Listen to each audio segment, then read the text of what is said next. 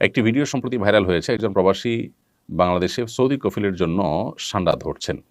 প্রশ্ন হলো সান্ডা খাওয়া জায়েজ আছে কিনা? সান্ডা সাধারণত মরুভূমিতে হয়ে থাকে এবং এটি সরীসৃপ প্রজাতীয় একটি প্রাণী। এই সান্ডা এটাকে কোরআন এবং হাদিসের ভাষায় দব বলা হয়। এখনো আরব দেশগুলোতে এটাকে দব বলা হয়। এই সান্ডা খাওয়ার ব্যাপারে ৩ ধরনের হাদিস পাওয়া যায়। ৩ ধরনের হাদিসই আসলে বিশুদ্ধ। একটা হাদিসে নিষেধাজ্ঞা প্রমাণিত হয়, আরেক হাদিসে রান্না করার পরে ফেলে দেওয়ার কথা প্রমাণিত আছে। আবার কোনো হাদিসে নবীজির সামনে সাহাবায়ে কেরামের খাওয়ার কথা বর্ণিত হয়েছে। তো এ সম্পর্কে নিষেধাজ্ঞার হাদিসটি বর্ণিত হয়েছে আবু দাউদে, যিনি বর্ণনা করেছেন আব্দুর রহমান ইবনে শিবিল রাহিমাহুল্লাহ, যে হাদিসটিকে ইবনে হাজার আসকালানি রাহিমাহুল্লাহ হাসান বলেছেন। হাদিসটির ভাষ্য হলো যে নাহান নবী সাল্লাল্লাহু আলাইহি ওয়াসাল্লাম আন আকলি লাহমিদ দব, নবী সাল্লাল্লাহু আলাইহি ওয়াসাল্লাম দব বা ষাঁড়ার গোশত খেতে নিষেধ করেছেন। এটা পরিষ্কার নিষেধাজ্ঞা।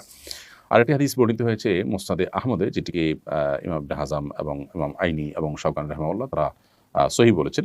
হাদিসটিতে নবী করিম সাল্লাল্লাহু আলাইহি সাল্লামের উপস্থিতিতে সাহাবায়ে কেরাম কোনো একটা জায়গায় গিয়ে সেখানে প্রচুর পরিমাণ দব দেখতে পেলেন। সেই দবগুলো তারা ধরে রান্না করেছেন। এরপর নবী করিম সাল্লাল্লাহু আলাইহি সাল্লাম বনী ইসরাঈলের একটি প্রাণী বিশেষ, যেটা আকৃতিকে বিকৃত করে দেওয়া হয়েছে শাস্তিস্বরূপ, সেটা হওয়ার আশঙ্কা নবী সাল্লাল্লাহু আলাইহি সাল্লাম করে সেটি ফেলে দিতে বললেন। সাহাবায়ে কেরাম সেটি ফেলে দিয়েছেন, পরে তারা আর খাননি। আরেকটি হাদিস বর্ণিত হয়েছে আব্দুল্লাহ ইবনে আব্বাস রাদিয়াল্লাহু তাআলা আনহু থেকে, সেটি সহিহ মুসলিমে বর্ণিত হয়েছে এবং সেখানেও দেখা যায় যে নবী করিম সাল্লাল্লাহু আলাইহি সাল্লামের সামনে সাহাবায়ে কেরাম খাবার খাচ্ছিলেন এবং সেখানে বিভিন্ন আইটেম ছিল, দব ছিল। তো অন্যরা খেয়েছেন, নবী সাল্লাল্লাহু আলাইহি ওয়াসাল্লাম সেটি খাননি, পরিহার করেছেন।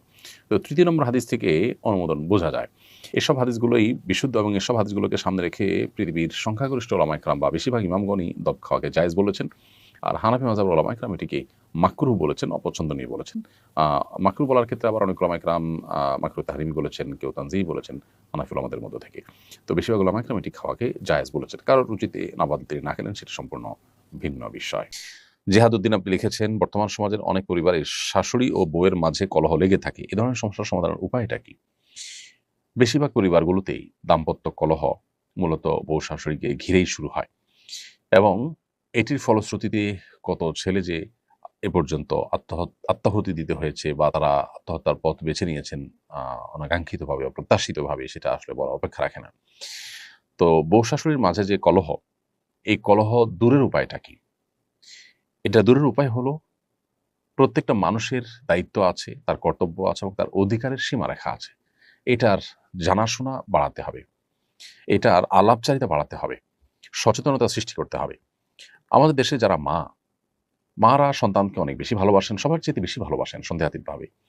কিন্তু এই ভালোবাসার কারণে সন্তানকে অনেক সময় মা এমন বেশি আগলে রাখেন, যেটা আসলে মা হিসাবে তার অধিকারের সীমা ছাড়িয়ে চলে যায়। যেমন বিয়ের পর ছেলে তার স্ত্রীকে নিয়ে সংসার যখন করা শুরু করে, অনেক মা চান যে প্রত্যেকটা বিষয়ে তার সাথে কথা বলা হবে, তিনি সবকিছু শুনবেন, বলবেন। এটা অনেক ক্ষেত্রেই বাড়াবাড়ি। মায়েদের এটা বোঝা উচিত। সন্তান যখন বড় হয়, তখন তার নিজস্ব মতামত সৃষ্টি হয়। যখন তিনি বিয়ে করেন, তখন তার সাথে তার স্ত্রীর মতামতে সে যুক্ত হয়। এখানে মা অবশ্যই তাকে গাইড করবেন, তাকে পরামর্শ দিবেন, মতামত দিবেন। মায়ের অবশ্যই চাওয়া থাকতে পারে, কিন্তু সেটার একটা সীমারেখা থাকতে হবে।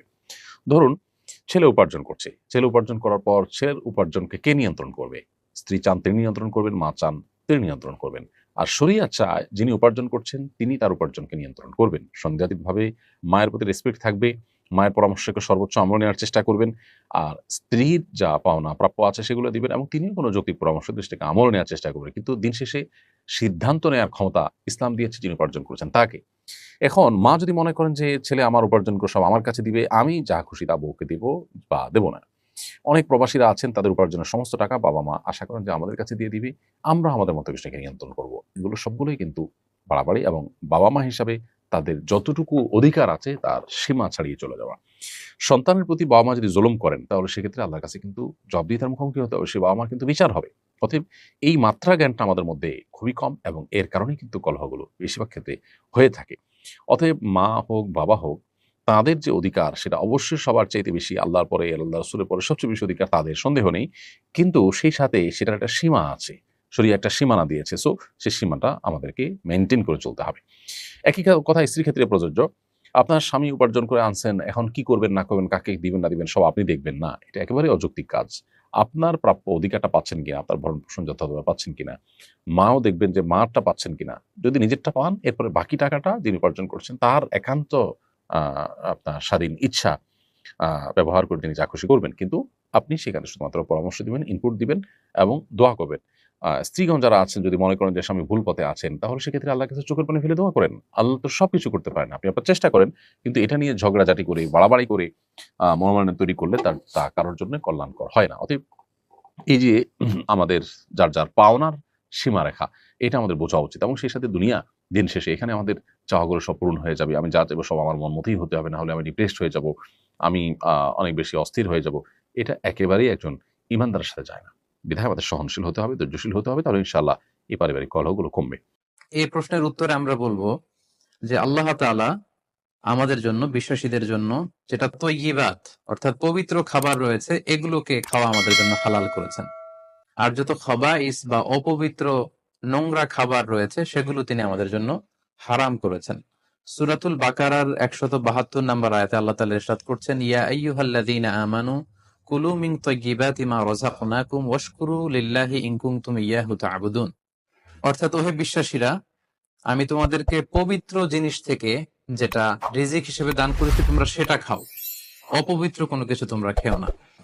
পাশাপাশি সূরাতুল আরাফের ১৫৭ নম্বর আয়াতে আল্লাহ তাআলা ইরশাদ করছেন, ওয়া ইউহিল্লু লাহুমুত তাইয়্যিবাতি ওয়া ইউহাররিমু আলাইহিমুল খাবাইস। অর্থাৎ তিনি তোমাদের জন্য তয়্যিবাত বা পবিত্র খাবারগুলোকে তিনি হালাল করেছেন, আর অপবিত্র যত খাবার আছে এগুলো তিনি তোমাদের জন্য হারাম করেছেন। তো কোন জিনিস খাওয়া আমাদের জন্য হালাল আর কোনটা খাওয়া হারাম, এক্ষেত্রে আমরা বিশ্বাসীরা এই মূলনীতি সবসময় অবলম্বন করতে হবে যে যেটা তয়্যিবাত পবিত্র সেটা আমাদের জন্য খাওয়া, সেটা কনজিউম করা আমাদের জন্য হালাল, আর যেটা খাবাইস অপবিত্র সেটা কনজিউম করা আমাদের জন্য হারাম। যেমন কালামুল্লাহ মাজিদ আল্লাহ তাআলা আমাদেরকে জানিয়েছেন যে রক্ত খাওয়া হারাম, যেহেতু এটা খাবাইস। শুকরের গোশত খাওয়া হারাম, মৃত প্রাণী খাওয়া হারাম, আল্লাহ ছাড়া অন্য কোন দেব দেবীর নামে যে প্রাণীগুলোকে স্লটার করা হয়েছে, উৎসর্গ করা হয়েছে, বলি দেয়া হয়েছে, এগুলোর গোশত খাওয়া হারাম, কারণ এগুলো সব হচ্ছে মিনাল খাবাইস, অপবিত্র। এ পর্যায়ে ডিরেক্টলি যদি আপনার প্রশ্নের উত্তরে আসি, যেমন এই ক্ষেত্রে আমরা উদাহরণস্বরূপ দব, হাদিসে যেটা গুইসাপ জাতীয় একটা প্রাণীর কথা সহিহ বুখারীতে এসেছে, যেটা আমাদের বাংলাদেশে অনেক এলাকায় ষান্ডা বলে থাকে। তো এই গুইসাপ জাতীয় প্রাণী খাওয়া কিন্তু হারাম নয়। আমরা সহিহ বুখারীর বর্ণনায় জেনেছি যে আল্লাহ রাসূল সাল্লাল্লাহু আলাইহি ওয়াসাল্লামের স্ত্রী মাইমুনা রাদিয়াল্লাহু তাআলা আনহার বাসায় আল্লাহ রাসূল সাল্লাল্লাহু আলাইহি ওয়াসাল্লাম সহ অনেক সাহাবারা খেতে বসেছিলেন। সেখানে একটা প্লেটে গুইসাপকে ফ্রাই করে দেওয়া হয়েছিল। তো রাসূল সাল্লাল্লাহু আলাইহি ওয়াসাল্লাম খেয়াল না করে সাধারণ গোশত মনে করে সেখানে তিনি হাত দিচ্ছিলেন। তখন অনেক সাহাবারা, মহিলা সাহাবারা বললেন, ইয়া রাসূলুল্লাহ, এটা তো দব, এটা তো গুইসাপ। এই কথা শুনে আল্লাহ রাসূল সাল্লাল্লাহু আলাইহি ওয়াসাল্লাম সেখান থেকে হাতটা সরিয়ে নিলেন। তো এই দৃশ্য দেখে খালিদ ইবনে ওয়ালিদ রাদিয়াল্লাহু তাআলা আনহু জিজ্ঞেস করলেন, ইয়া রাসূলুল্লাহ, গুইসাপ খাওয়া কি হারাম? হারামুন আদ-দাব্বু ইয়া রাসূলুল্লাহ, আপনি যে হাত সরিয়ে নিলেন, গুইসাপ খাওয়া কি হারাম? আল্লাহ রাসূল সাল্লাল্লাহু আলাইহি ওয়াসাল্লাম বললেন যে না, গুইসাপ খাওয়া হারাম নয়, তবে আমি এটা খেয়ে অভ্যস্ত নই, আমাদের এলাকাতে এটা পাওয়া যায় না, এজন্য আমি এটা খাচ্ছি না। তাহলে বোঝা গেল এক্ষেত্রে এটা রুচির সাথে সম্পৃক্ত। সো গুইসাপ হালাল বলে যে গুইসাপ আমাদেরকে খেতে হবে, ষান্ডা